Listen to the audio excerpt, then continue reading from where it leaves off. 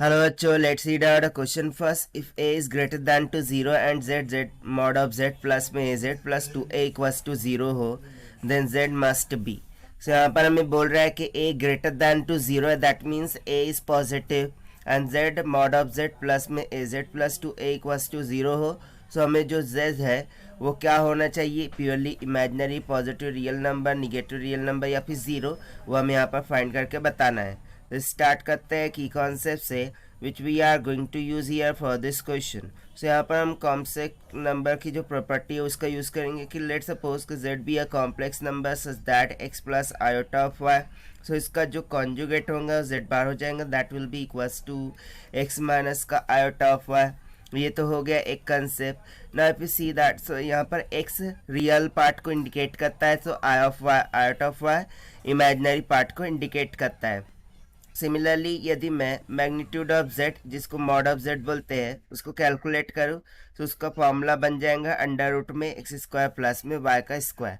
तो बस इसी कंसेप्ट का हमें यहाँ पर यूज़ करना होगा.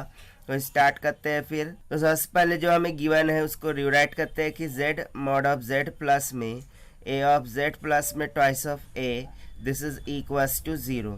Now for this equation it is given that a is greater than to 0, that means to say कि a पॉजिटिव रहने वाला है, राइट. सो हम z का value x plus iota of y रख देते हैं अकॉर्डिंग टू द कॉन्सेप्ट. सो हो जाएगा x प्लस में iota of y, then mod of x plus में आयोटा ऑफ y हो जाएगा, राइट, प्लस में a of z. So z का वैल्यू यहाँ पर सब्स्टिट्यूट करते हैं जो कि है x प्लस में iota of y, right, x plus में आयोटा ऑफ y प्लस में twice of a is equals to 0. अब जो magnitude of x plus iota of y जो कि हमने यहाँ पर लिख रखा है, तो अकॉर्डिंग टू कॉन्सेप्ट उसको सब्स्टिट्यूट करते हैं. So this will become x plus में आयोटा ऑफ y, यहाँ पर ये हो जाएगा अंडर रूट में एक्स स्क्वायर प्लस में वाई का स्क्वायर प्लस में ए ऑफ एक्स प्लस में ए of iota of Y plus में twice of A equals to 0. अब अंडर रूट को अंदर मल्टीप्लाई कर देते हैं.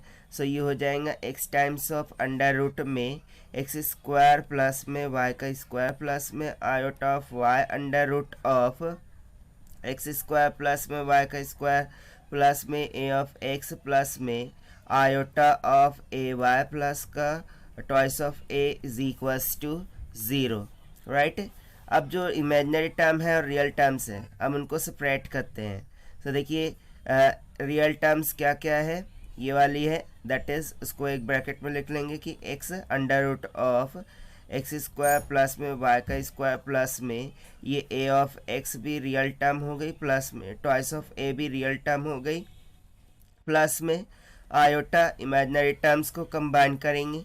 सो इमेजिनरी टर्म्स क्या क्या है, एक तो हो गई ए वाई, देन प्लस में under root of y times of under root में एक्स स्क्वायर प्लस में वाई का स्क्वायर, और इसको इक्वेट करेंगे हम 0 से. ना 0 है, दैट मीन्स टू से कि 0 प्लस आयोटा टाइम्स ऑफ 0 है.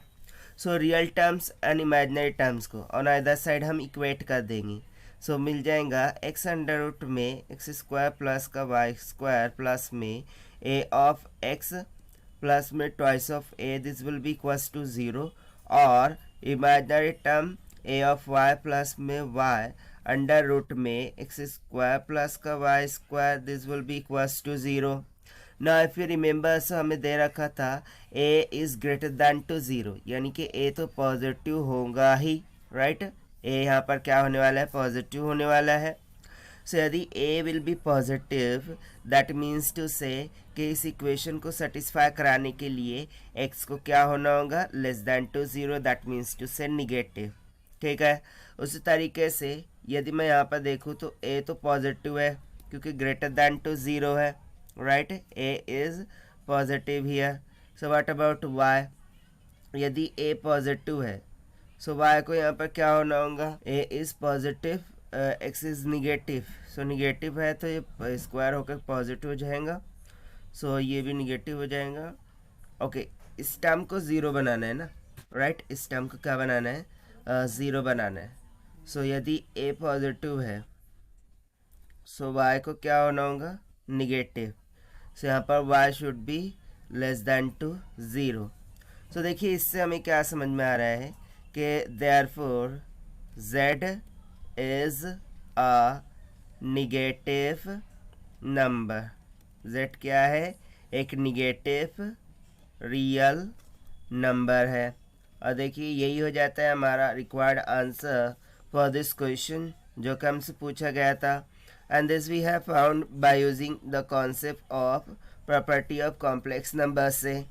Now if we try to match with the option, so option C will become correct. So this is the required solution. I hope you understood well. Best of luck. Thank you.